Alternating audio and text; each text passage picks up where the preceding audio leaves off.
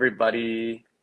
Thank you for tuning in to our panel today for the Out from the Dark film set. My name is Matthew Dipp. I'm here with Vala as a board member. We just want to thank you all so much for tuning into this year's virtual Viet Film Fest and supporting all these different narratives that we're bringing to the table, these beautiful stories that we're getting to share in this space together. We'd like to give also a special shout out to our community partner, Project Motivate, for supporting this high school screening and this set Out from the Dark. We're here with our incredible filmmakers with the films featured in this set. So before we dive into this panel today, I'd love for us all to be able to introduce ourselves, where we're all tuning in from in different parts of the world today, and give us just like a little quick, just a little like synopsis of the film that we're gonna be talking about today. So I will go ahead and pass it off to, I see Lan on my screen first. Hi everyone, my name is Lang Wing. I use she, her pronouns. I'm calling in from the Bay Area of California today, and I'm the director of Fighting for Family, which is a 30-minute film about an indigenous family from the Central Highlands of Vietnam and their chronicles of being separated by first incarceration and then deportation and their fight for reunification. Thank you so much. And next we have Taylor on my screen. Hi everyone, I'm Taylor. I'm calling in from Dallas, Texas, and my film is a 10-minute short film about Lila, a girl who, while snowed in at her grandmother's house, reflects on her relationship with her grandmother shortly after she has passed through a dish she rediscovers from her childhood. Amazing. And Maximilian. Hi, I'm Maximilian from Paris. So I directed Malabar, the short film Malabar, which is about two young people who had a car accident with an old Vietnamese man. Yeah, I think that's it. I'm saying like, because as you're saying all your synopsis, I'm having like flashbacks of all the different parts of your films. They're all so beautiful. And last but not least, G. Hi, I'm Chi. I'm calling in today from London. My film is The Promise, and it's about climate change and rewilding, and it tells the story of a thief who saves the world. Thank you. Thank you so much. So all these different synopses, they sound like such different like perspectives and different stories, but they're all being brought into this film set Out from the Dark. And they all kind of showcase different films in which the characters are facing like a big unknown or the sense of uncertainty. And so while we're all here together, I'd love to hear from you all. What sort of uncertainty or unknown were you exploring in this particular film? And I'll just kind of pass it off to whoever wants to go first.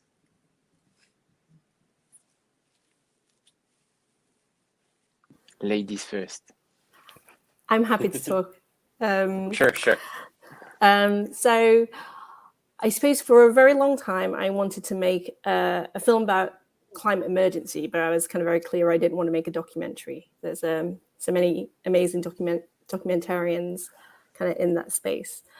And I knew I also wanted to tell something from the perspective of climate justice, or at least the idea that we know climate emergency is going to impact those most vulnerable the most. Mm-hmm. And I came by this book called The Promise. So the film itself is adapted from this, and it tells the story, of a thief who has no hope at all in life, and then finds themselves kind of redeemed by the chance to kind of rewild the world.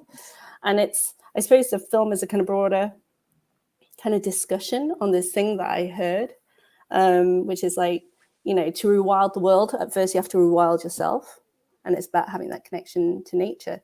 So I kind of love that it's programmed as part of Out the Dark, because it is about a thief. It's about a thief that kind of changes everything, that has to kind of, who comes from the gutter, but comes to kind of save the world.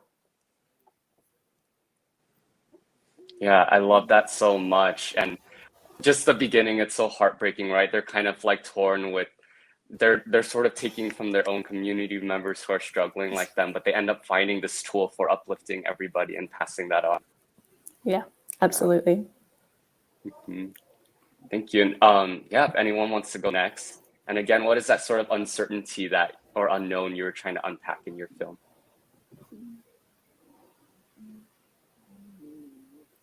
I can share. So, Fighting for Family is the story of a family separated by incarceration and then deportation. And the two main characters in the film, Rex and Chuchi. Chuchi is, at the time of the filming, a 33-year-old husband to Rex, who was 32 at the time. And they have four beautiful daughters. But Rex and her daughters live in North Carolina, whereas Chuchi has been deported to Vietnam and lives in Saigon, and now currently the Central Highlands of Vietnam. So the uncertainty here is like the family is fighting for their reunification. They're fighting through the legal system through their individual case in court. They're also working with community organizers to fight and change policies on the larger scale to try to reverse some of these really harmful policies. And the unknown is if Chu will be reunited with his family. And during the past 2 years with COVID, it's been especially tough because at the time of the filming, Rex and her daughters were able to travel to Vietnam. The family was like, they were married in terms of like their feelings and their hearts. They were married, but they never had a ceremony. So in the documentary, you get to see their lovely wedding ceremony with their daughters, and it was a really beautiful event. But because of COVID, they haven't been able to travel and visit him. And there's currently this unknown if he'll ever be able to come home to his home in the United States and be with his family. And navigating that unknown is so tricky because Rex and Chuchi have shared with me that when their daughters ask, will our dad come home? There's this decision they have to make of saying like, yes, he'll come home in a few years, and setting that expectation that may not happen, but is the hope, or saying, you know what, no, he may not come home, but we're going to continue building this relationship of love. So I think that I have so much gratitude for the family for sharing their story with us, and so much respect for them and everything that they've taught us through this journey. Mm-hmm. Yeah, thank you, Lance, so much for helping us get that window into their journey together and opening up this discussion.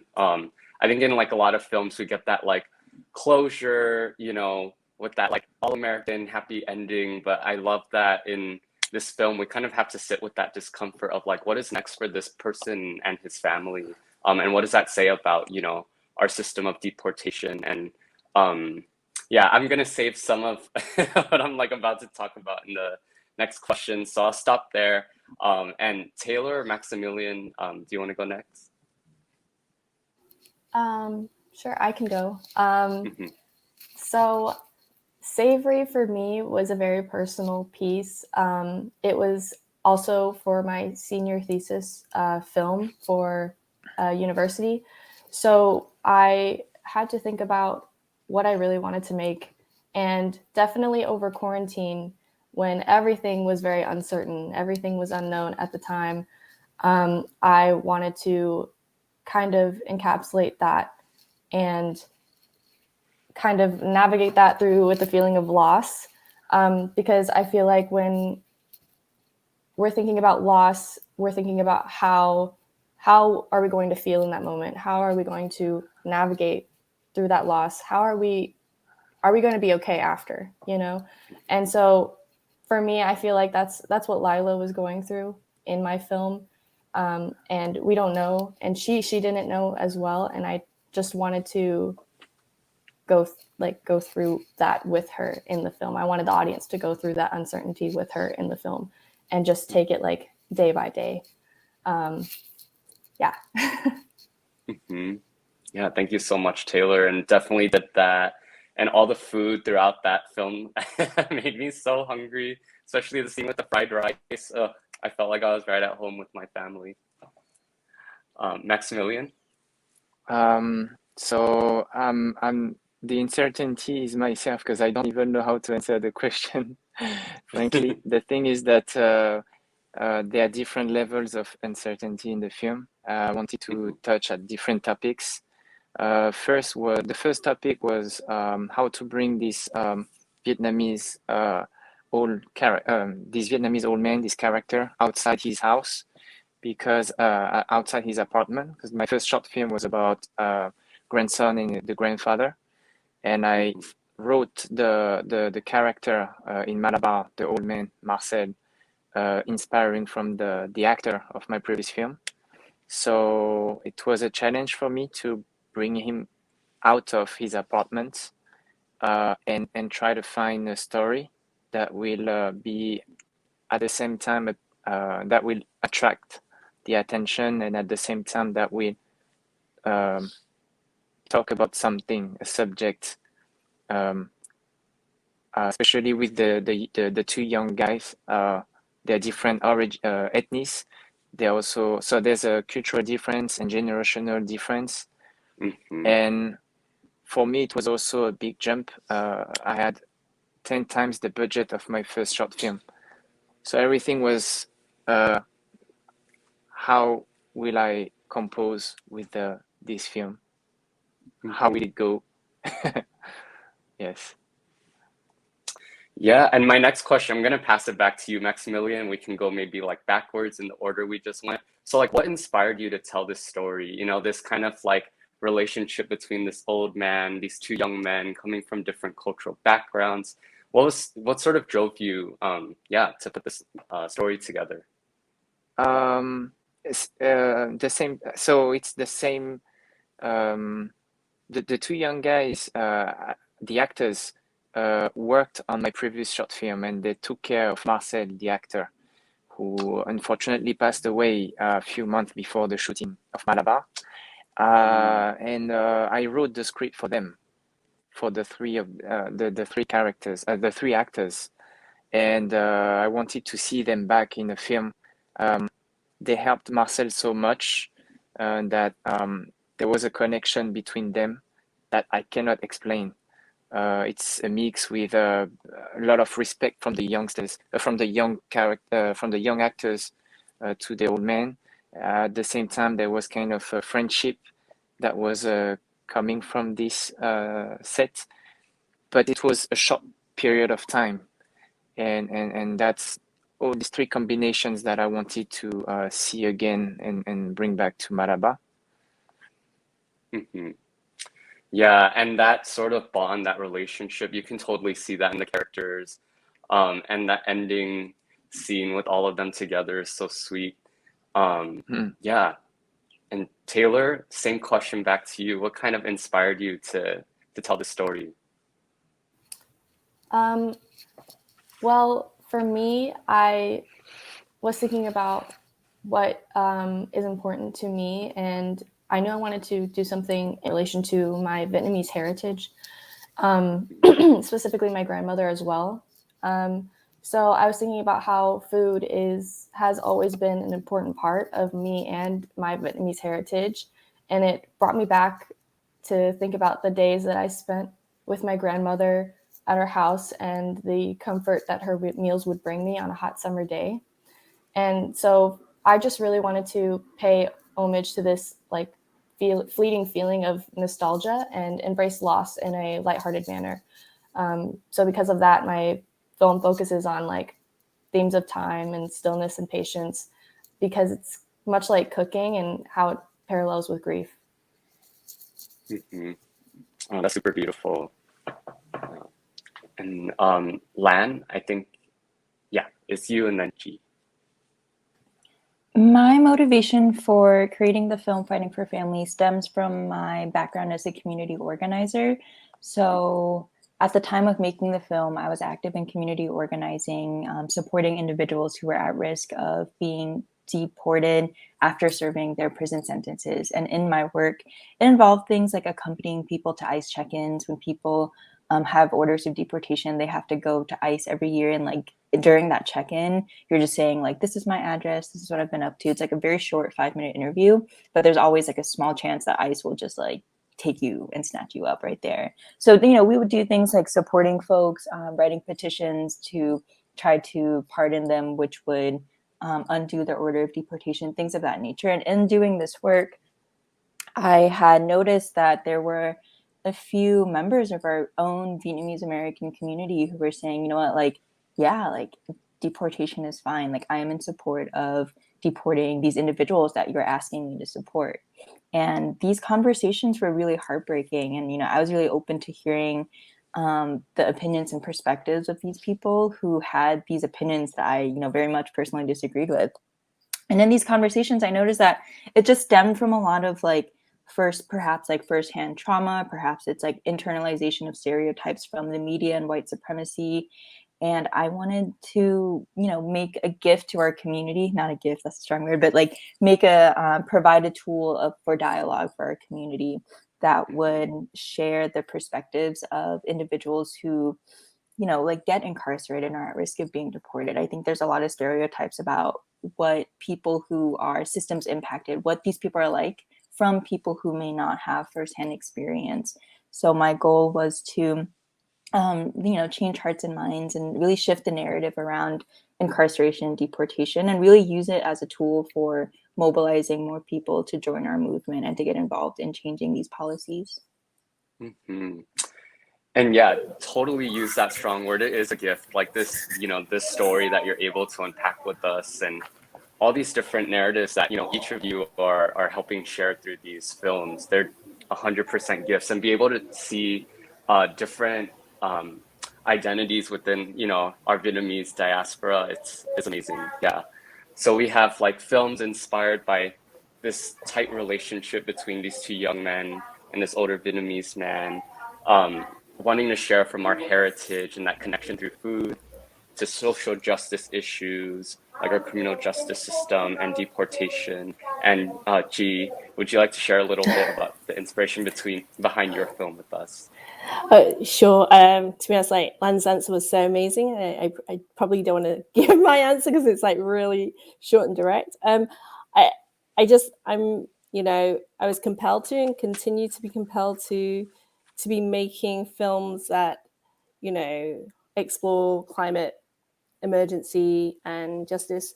I was able to kind of combine that, I think, with other things that are really important to me. For instance, like race and power. I do a lot of advocacy in the UK for British East and Southeast Asians. So I was able to make the film in a way that was really centering people that looked like me.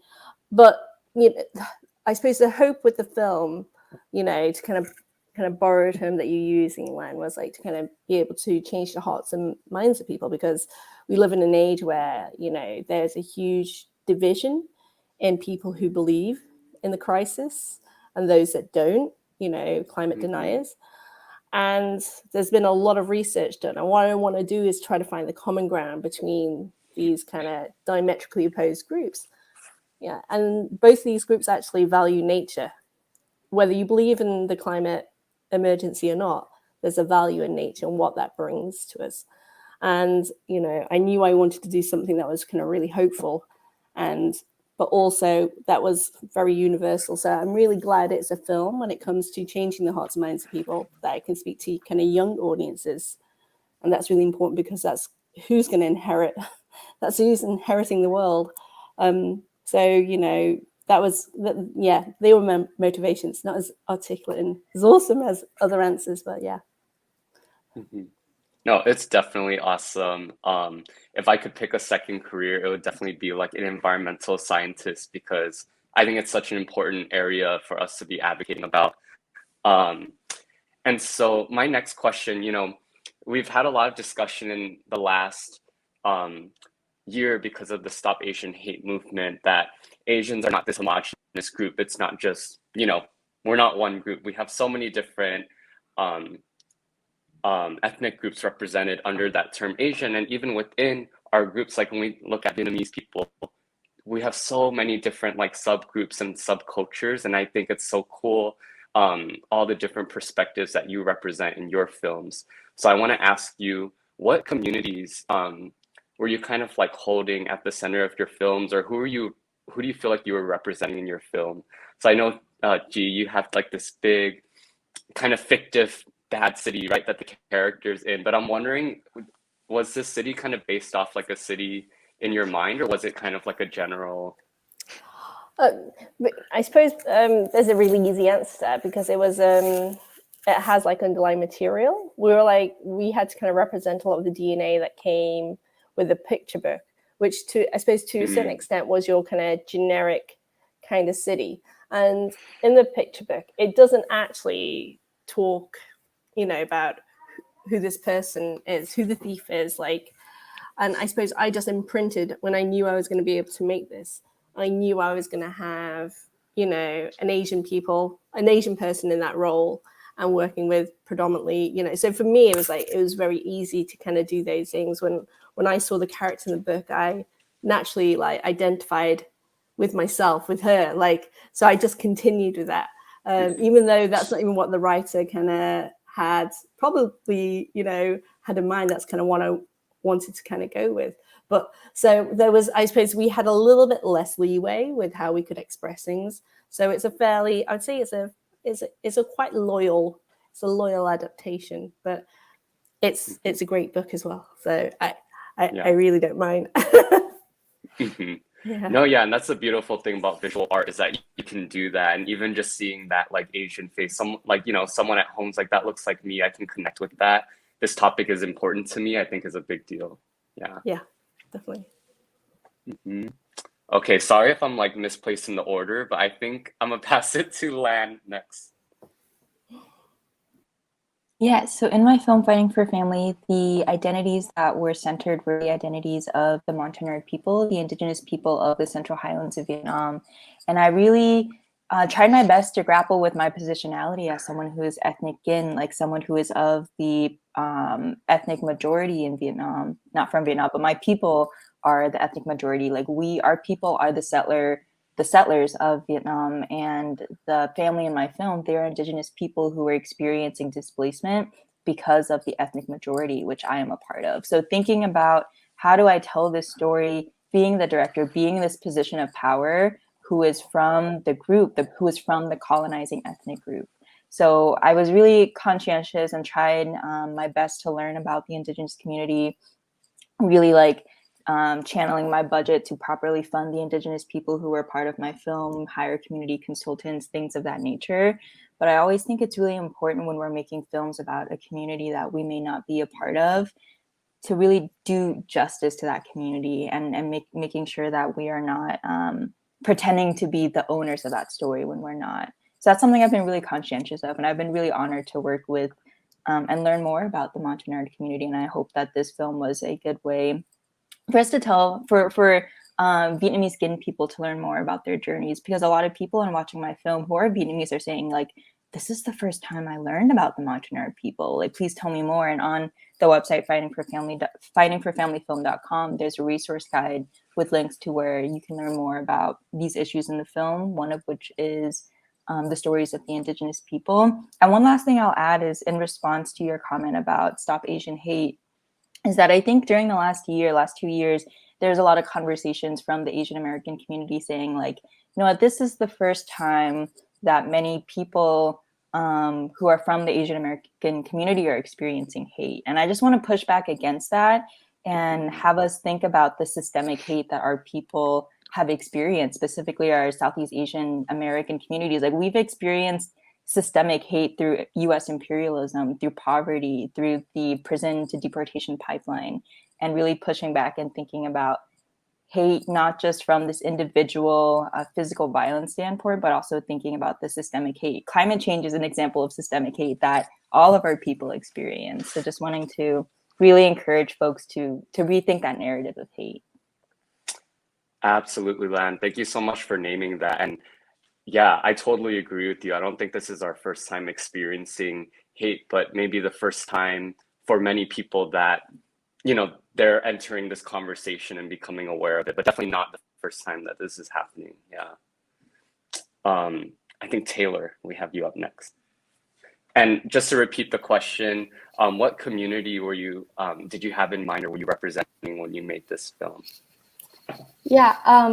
So for me, I think what was most important to represent was the idea of family. And definitely, like I said earlier, my Vietnamese heritage. So definitely Vietnamese families, and I guess how they navigate or conquer grief or loss. Because I feel like a lot of times in our community, we are not fully open with our emotions.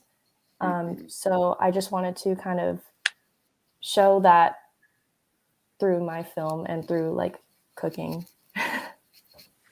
Yeah, and something I valued so much about your film is having this like character, like having a younger character, but also showing their connection with their grandparent. Um, and yeah, you're totally right. I think it's like we're not really often taught how to process difficult emotions like grief, especially at such a young age. So to show that kind of journey for that character and how food plays like a central role in that was so beautiful. Thank you. Hmm. And Maximilian, you also had connection between a younger and older character. So I'm curious, this was set in Paris, correct? Yes, in the suburbs of Paris. Hmm. And so, yeah, what communities do you feel like you were representing in that film? Peop I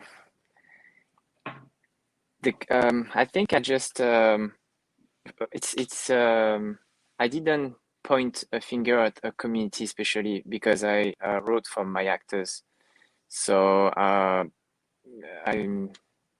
think in the majority of my film there will be a Vietnamese heritage because I'm mixed and I grew up in a mostly with in France, but with a strong Vietnamese culture. So and I'm proud of this heritage.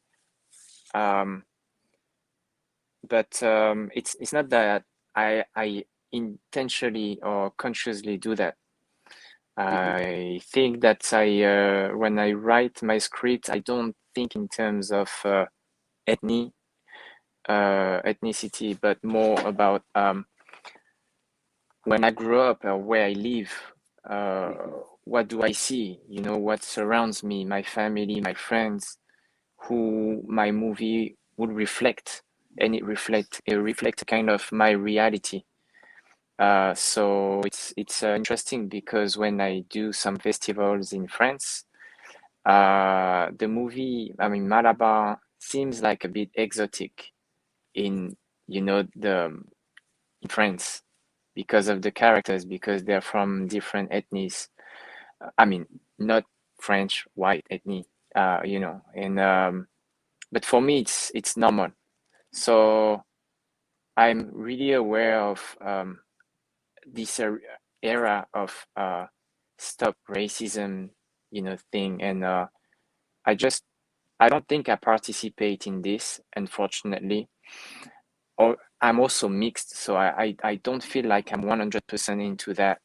But I hope that that we will tend to not stop focusing on this and try to feel like it's normal to have different ethnies, or like to have a black or Chinese superhero is just normal, you know. Hmm. Although Hmm. it's still in an American environment or European. Right, right. No, totally. And I love that aspect of your film, like it's not only like, within one Vietnamese community, but you're bringing all these different communities together across race, and kind of breaking that wall. It's not sort of like, yeah, I feel like through you creating this film, like you're helping us to normalize and see that, on film.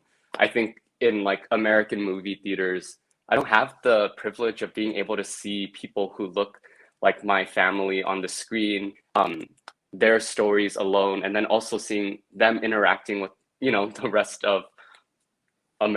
of our communities. So it's really, really powerful to see that in your film. Yeah. Oh, thank you. Hmm. Um, so I have, I guess, like two last questions. So one question I want to ask is, what was your favorite scene in this particular film set, and then in your film, and then the last question I'll ask this after is, what narrative would you like to see like created for the Vietnamese community next? So let's go ahead and start off with the question. What was your favorite scene in your film? Yeah. And we'll pass it back around. So Maximilian, I'm gonna throw the potato to you. All right. Um, can I cheat? I have two favorite scenes, but Yeah. all right.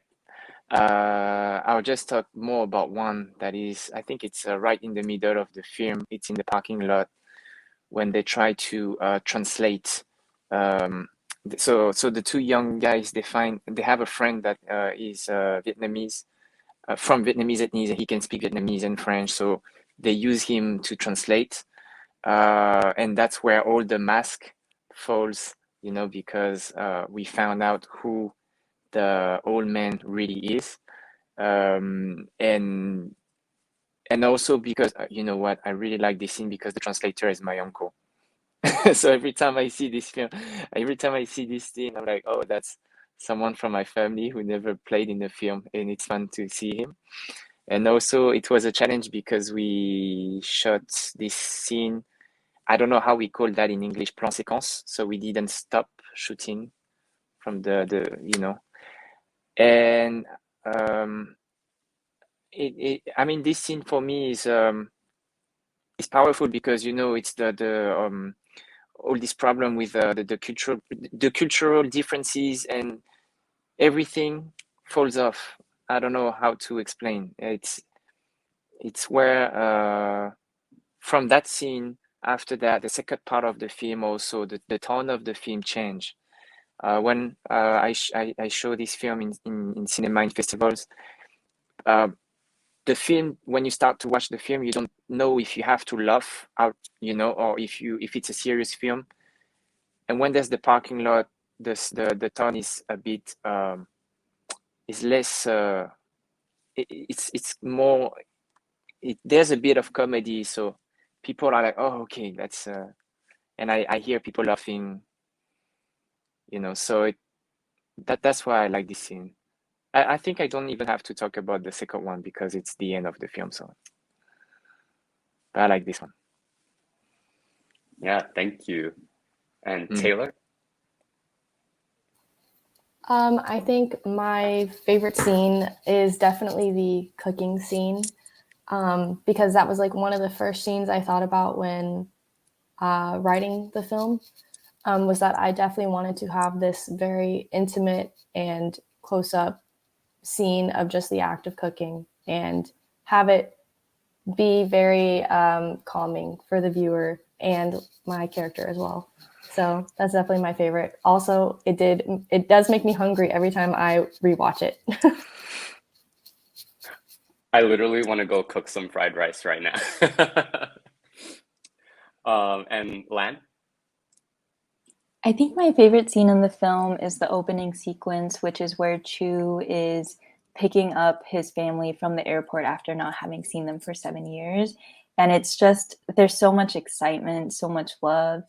And just, I remember listening to the audio because we had him mic'd for he got to the airport 5 hours early. So we had 8 hours of audio mic'd. And it's just it was really hard to condense that 8 hours of audio to the 3-4 minute scene. And it was just so beautiful how Chuchi didn't hold back his excitement. I think within our culture, it's expected for men to put up this wall. But Chuchi was like, you know what? I love my family and I'm so excited to see them. And it was really happy. It was really special for me to be able to capture that and help condense that and share that story with the audience. Yeah, I just had flashbacks of Chuchi dancing with Rex. It was so beautiful. And yeah, that freeness and not holding back. I totally feel you on that. And Chi? It's really hard. I was thinking about this while listening to y'all. I suppose the scene that I come to think about is there's a scene in the film which isn't a scene that's in the book. There's not many. There's probably only a very small handful. But when I was adapting it, I was like, I really wanted to have something that showed this a system. So in the book, you have a thief. She steals from her community. One day she steals a bag and it's a surprise, there's seeds in it. But I wanted to make the thief, even very early on, super sympathetic. So I added a scene where we do see her kind of pickpocketing, but then after then we see her being stolen from too. So there's this whole, of like, it really is a dog eat dog world. It's really hard. You are forced into this kind of way of life. You're forced into making bad decisions and doing kind of these things. And that's something I kind of just felt very strongly about, that we could actually give that little bit of complexity in a film, where in the book it's intentionally very, simplistic. So, it's that kind of moment is, I don't know, it probably feels personal to me because it's something that I added to it, but that's what kind of came to mind. Thank you so much. Yeah. As you're all tuning in and listening to these, I hope this is like getting you excited to watch all these films in this film set. So this kind of last question round is gonna go like rapid fire. What is a narrative that you would want to see written next? So whether from you or another artist or director. So Chi, I'm gonna pass it to you first. I think we just need to see people that look like us, sound like us, doing everything. Like, we have to go from this narrative poverty to plenitude. I don't think it's one thing. I think it's a million things, and all of those things. I get really excited about the normalization of our faces and our stories, as well as anything that's culturally specific. I think we need both. We need it all. So I think the more the better. And that, I think, I suppose that's the way we want to think about representation and inclusion. That's the way I think about it. Yeah, all of those things. Yes, give it all to us. I agree. And Lan? I forget where this quote originates from, but a quote that really sticks to my mind is, Vietnam is a country, not a war. We are a people, we're not a war. And I think oftentimes our stories are limited to war. And while I think it's really important for our people to tell stories of how we have been impacted by the war, we're also more than that. So I'm really excited as our community feels like we have reclaimed our narrative regarding the war, to move beyond that and incorporate narratives of like rom-coms and joy and comedy, because we are more than just a war. Oof, I got chills with that quote. I love it. Thanks for sharing that. Taylor? Yeah, I 100% agree with what everyone has said so far. I think stories that definitely push the boundaries of who our whole community is. We're not just one thing. We're not just our culture. It's definitely an important part of us, but we are more than that. Like, it'd be cool to see maybe a Vietnamese superhero someday. Who knows? I don't know. But the possibilities are endless, and we want the world to know that. And I think that's what's important. And that's definitely something I want to see in the future. That would be so cool. I can't wait for that day. Maybe one of you are going to write that one. And Maximilian? I think that Vietnam is changing so much. Like for me, for example, I know Vietnam from the 70s through my mom and my grandparents. So when I went to Vietnam, I saw that there are still some things like schools and cathedral that still exist, but the Vietnam has changed so fast and so much that I think that I'm looking, for example, I'm looking forward seeing the Sympathizer, which is inspired by the history of Vietnam and is related to America and also to France. So I'd like to see more films that are maybe inspired by true events, so that we understand more our community, and especially why. I mean, I have Vietnamese siblings in the US, in France, in Australia, and why? That's the thing, or the kind of story I would like to see more about our Vietnamese culture and community. No, absolutely. Thank you so much. I'm like so inspired just hearing all of your answers. Like, so grateful for the work that you all do to capture our narratives and bring these to life. And just want to urge you to keep on doing what you do. You do it so beautifully. So thank you. And as we close out this panel with all of you, I want to just give us all a chance. If there's anything you want to share about your film that you haven't been able to share yet before we close off.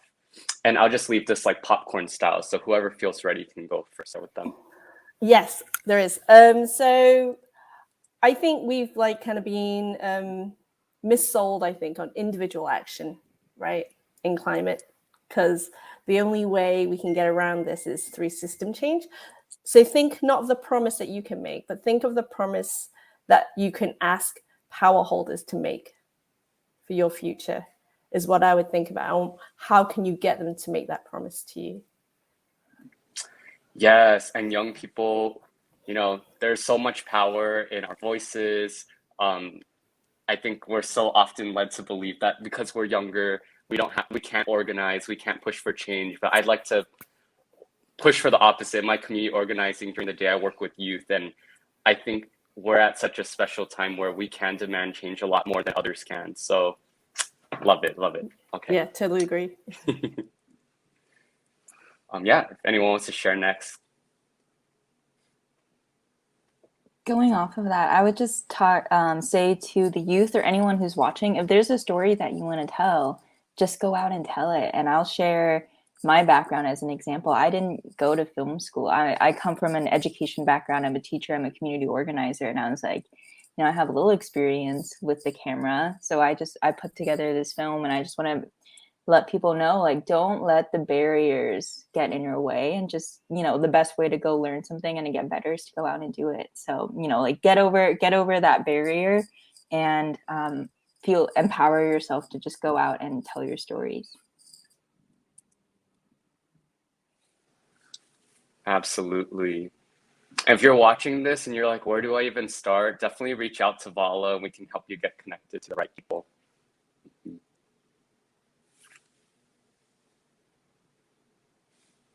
Yeah. Maximilian or Taylor? Yeah, maybe I can. Sorry, because it's related to Lan. I also I didn't do any school film, and I think she's right. If you want to do if you want to do a movie, I think you should focus more on cinema by yourself, exploring by yourself. Go watch movies and get interested in maybe film directors and watch film, read screenplays, and don't think about even your origins or ethnies. Just it can be cinema or anything else. It can be photography, it can be music, it can even be working in a company.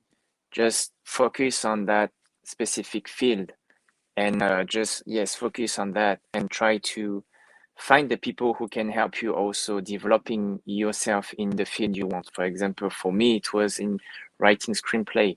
I really liked where, I couldn't reach Spielberg. So I just looked at who was doing like very good short film that talks to me. And then I tried to reach that director, and it takes really long time. It took me a year and a half.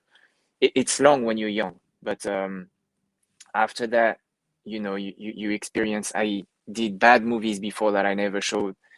So when you're young, you can do things, try. It will always be, I think, efficient for the future. So, and yes, just go and be specific on, specialize on what you want to do, really. That's great advice. Thank you so much. And Taylor, last but not least.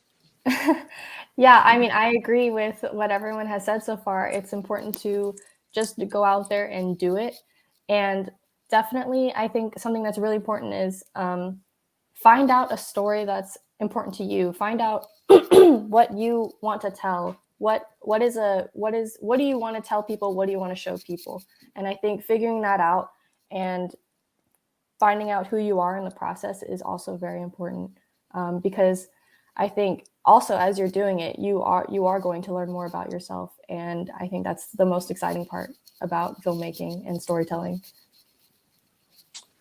Wow, thank you so much. What a special panel. Thanks for, helping us get this extra lens, not just into your specific films in this set, but just you as writers, directors, artists.